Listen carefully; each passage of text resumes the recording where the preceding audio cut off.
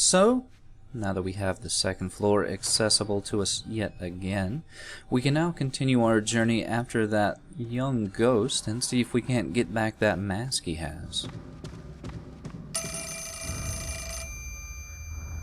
First, though, we have a ringing telephone.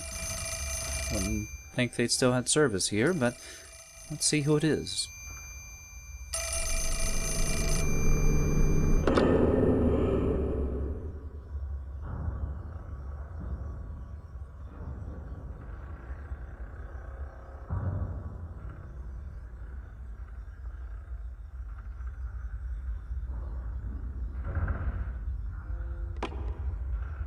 Ghostly voice from beyond the grave.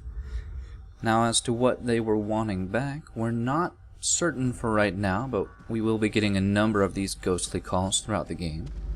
Also, it drove our attention down here where there are a few new items that were not here before.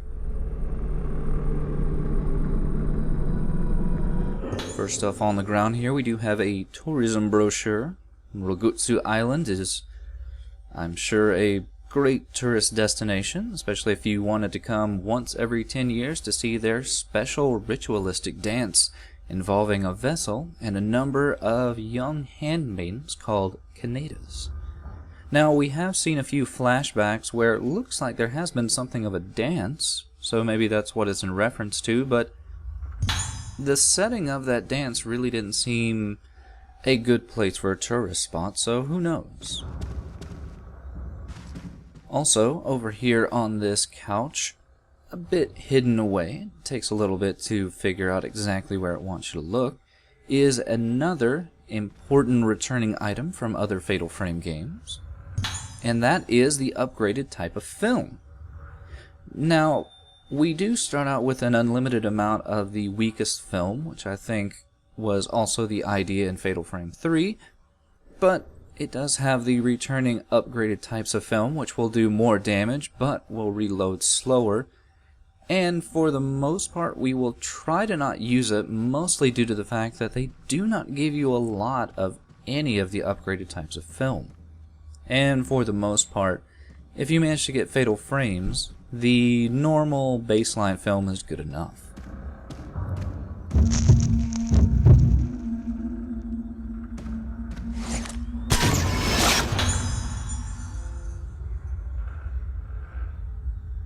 So we see a nurse walking with what might be a patient. Seems they were heading back down to this area over here, which is where we are going to need to go. But we have another item here on the bench, if I can shine my flashlight just right.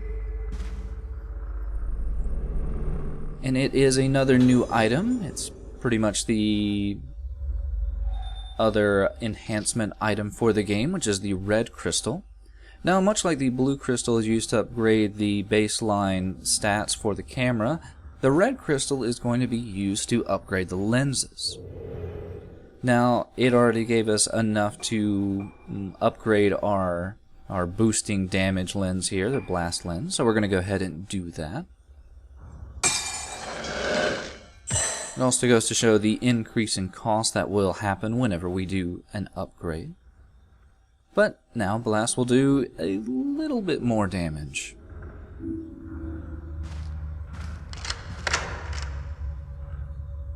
So we have a little sign there that door is now unlocked, but before we head through there is one item of interest in the nurse's office over here.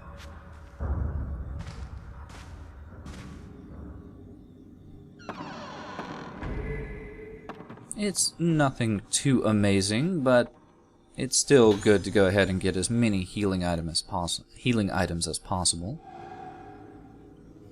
Because as with most Fatal Frame games, pretty much every ghost attack will do a reasonably large amount of damage to you.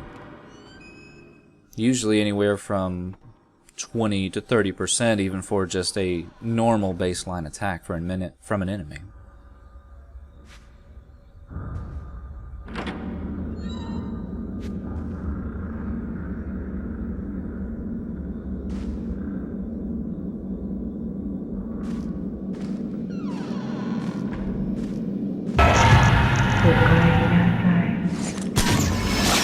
do have to be quick. We see the woman that was being escorted has decided to give us a little surprise for entering into this new area. And overall, I really enjoy the sound work and just the visual aesthetics of this area with the blowing curtains.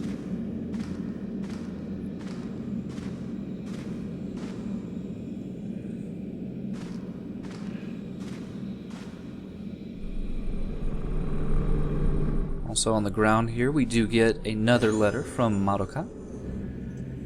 And this one is even more discordant and incoherent than her previous letters. Seems that she's really not doing so well with being in this place, and she's suffering something of a mental breakdown and something of a loss of personality. She goes on and on about her face is not her face anymore.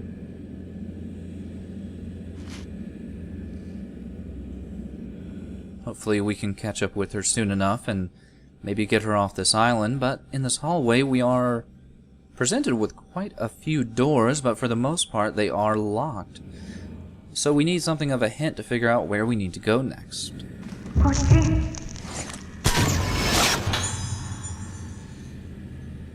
But the game is pretty quick to give us a hint as to where we need to go, with that young ghost showing up again. Now we will be heading into some of these doors later on, but for right now, that one door off to the left is going to be our focal point. Though there are a few items to get first in this hallway, such as our first Sacred Water, which is another returning item from the other Fatal Frame games. This will return us to full health if we happen to use it, but Sacred Waters are going to be pretty scarce, so we only want to use those in an emergency situation. Also, before we head into this door, we do want to head all the way down this hallway, because there is a very important camera attachment waiting for us down here.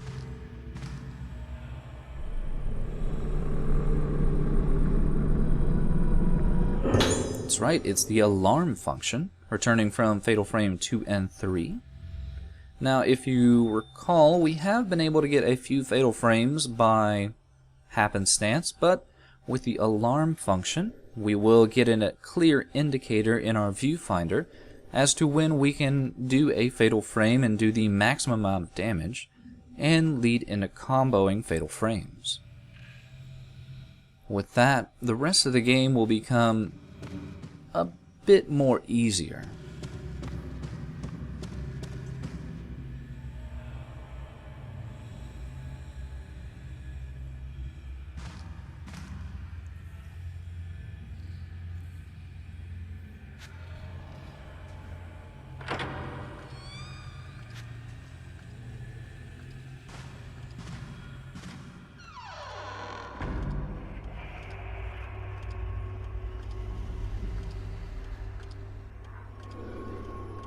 This room is... well, it looks like a hurricane has hit this room. Just a mad assortment of different items and bric-a-brac and things. It doesn't really seem like a young boy's room at all. But we have a number of items we can go ahead and pick up here, such as more Type 14 film. And hidden between these boxes here is something of a returning item from previous Fatal Frame games, which is a tape recorder and cassette tapes. Now, if you recall, these were used to store scary voice clips in the previous games, and likewise, that's what they're going to be used for in Fatal Frame 4. So let's go ahead and give a listen to Himiko Kirya. テープ回りました。どうですか、気分の方は。わかりません。気がつくと廊下にいて、月が見えて、月を見ると少し落ち着くんです。いつからですか。前の祭りの後からです。祭りが終わってもまだあの感覚が続いているような。それはどういう？どんどん自分が溶けてなくなって何か忘れてはならないことがあったのに、何かを忘れたことも思い出せなくなっているような気がするんです。そうか。まずこの薬を安心してください。必ず解放に向かいます。あの音楽は何です？あの音楽を聴くたびにまたやめてください。やめて。わかりました。あなたには特別な治療をしましょう。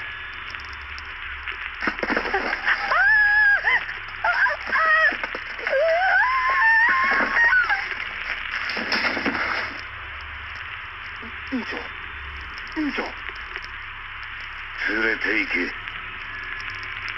あ、はい。 Really harkening back to the recordings we heard back in Fatal Frame 3.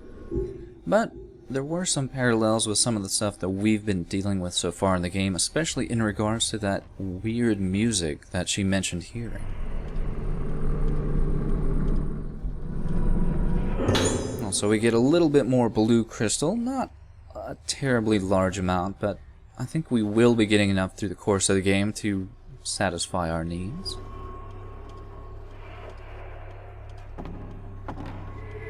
Oh, there's something more over there.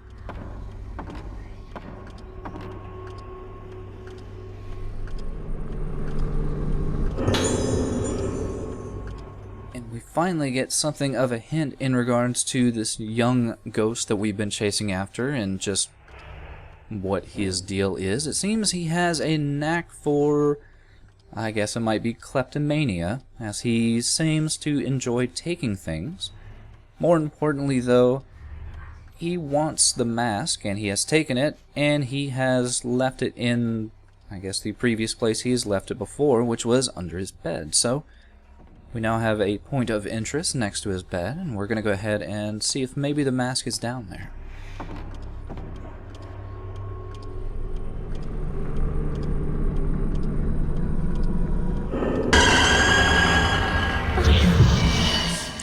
But first, we're going to have a little bit of a chat with this young ghost. Now, he may seem very sweet and innocent at first, but as with most ghosts, he is actually very dangerous.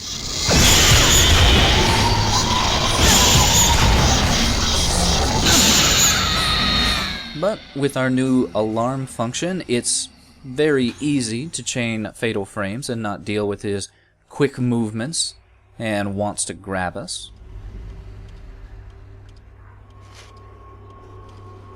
But yeah, his final diary here just goes into the fact that somebody attempted to return the mask to its proper place in the dining room. And he was just going into his natural inclination to get that mask back. Now that he is out of the way, we can finally look under the bed and see if we can't get back that mask we were looking for.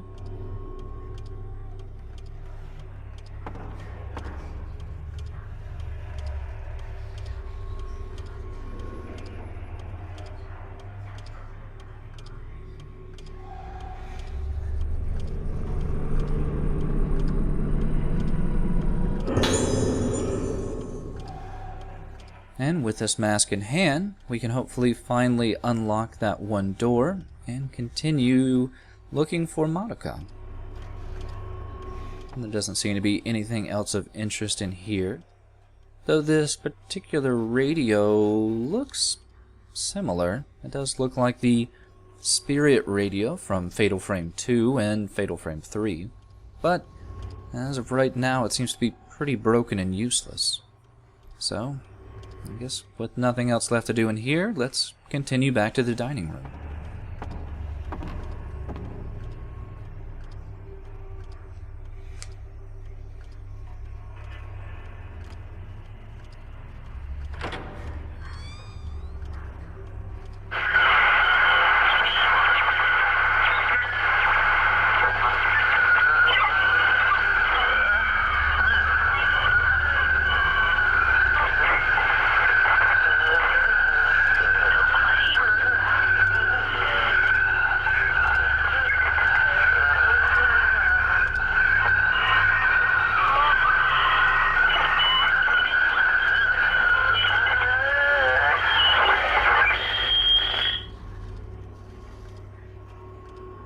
Well, that was certainly somewhat expected, I guess, but yeah, that will not trigger if you don't investigate the radio, and really it's probably for the best that you don't investigate it, because that is one of many, many horrible sound design decisions for the game. But now nothing can impede our progress back, except for this poor ghost that's trying her best to scare us. Still, she is not really difficult at all to deal with. She has a very odd attack pattern that would be difficult if the Wii didn't have the lock-on option. You saw her ducking down, and normally she would just lunge at us if we gave her the opportunity, but, well, we're not going to give her that opportunity ever.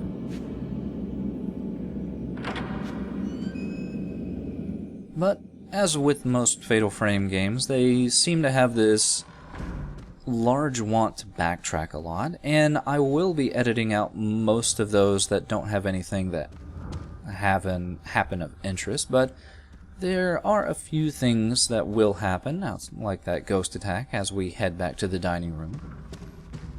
And that's why it's important to pick which ways you want to go very particularly, because there are things you can miss.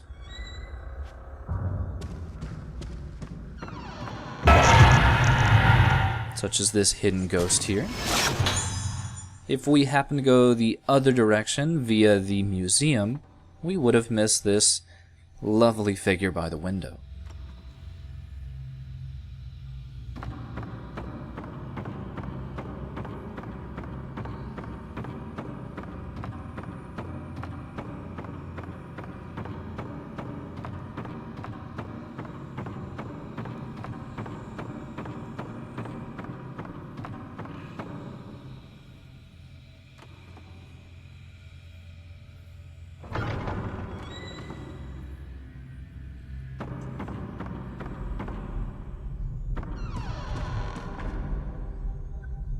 Now we can go ahead and place the mask back where it needs to be.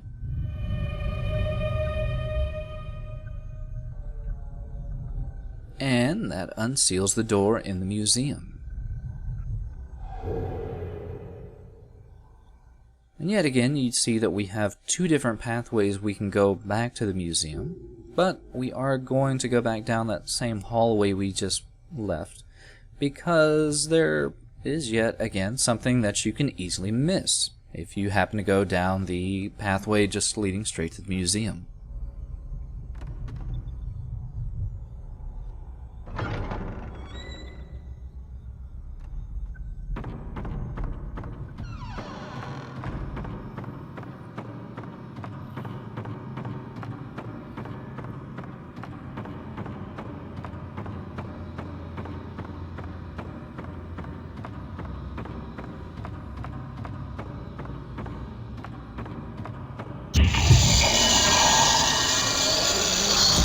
Sadly, this is not as simple as a vanishing ghost. Instead, it's a somewhat rare enemy we won't be seeing too often, and it's really for the best because this guy is something of a massive pain to deal with, especially if you can't get down his fatal frame properly. As you can probably guess, his fatal frame is pretty much as he's charging at you. There's a small window of time to get him.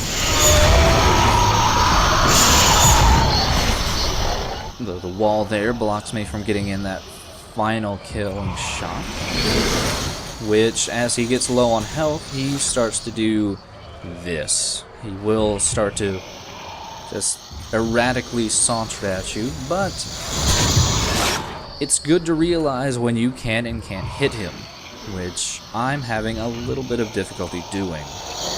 He is not aggressive when he's doing this sauntering move. It's more or less just to confuse you.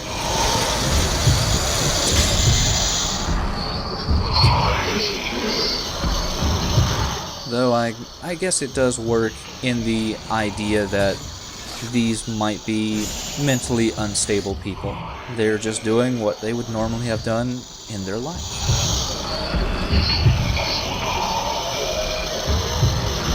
But what we want to wait for him to do is to charge at us again instead of trying to wait for him. Though I finally got tired of waiting for him to charge and managed to get a good enough shot in.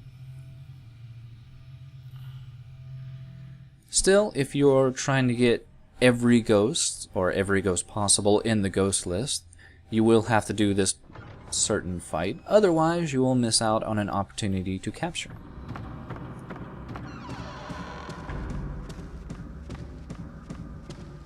But with that out of the way, we now no longer have any barriers to getting back into the museum and getting to that door we've unlocked.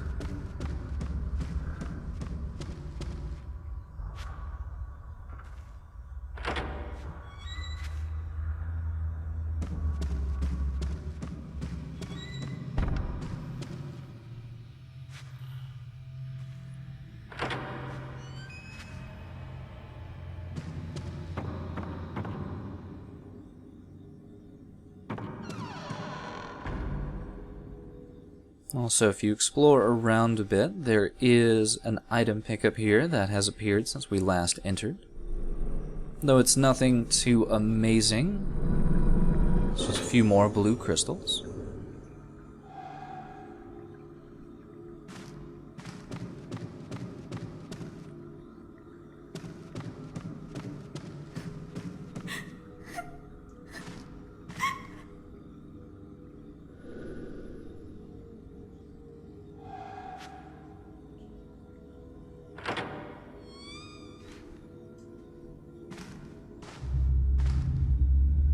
Now let's see if we can't find Madoka.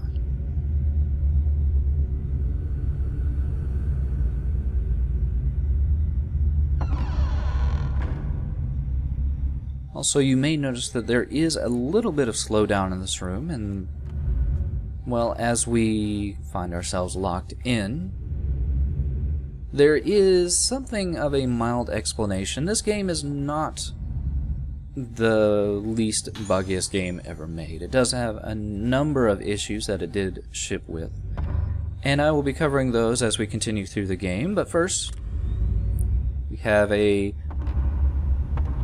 easily seen doll.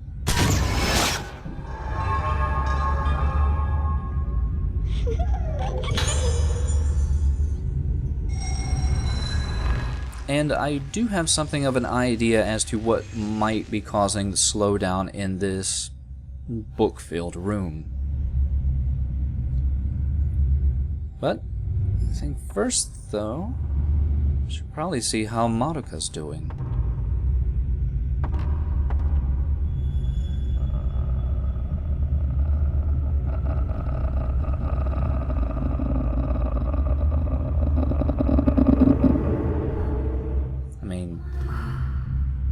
She's been having a pretty terrifying experience overall, and she probably needs our support and help as a friend.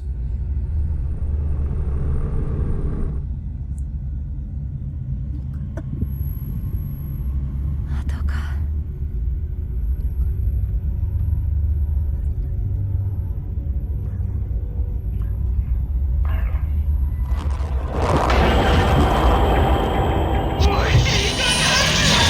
Or we are already too late, and Madoka has died. Now, we do want to be especially careful. Madoka is very damaging and very, very fast. She will charge at us much quicker than any other ghost we've seen. And especially with the bookcases in this room, which you now see the books flying off of, she has plenty of space to hide from us. But as long as you've gotten down the fatal frames, it's still not very hard.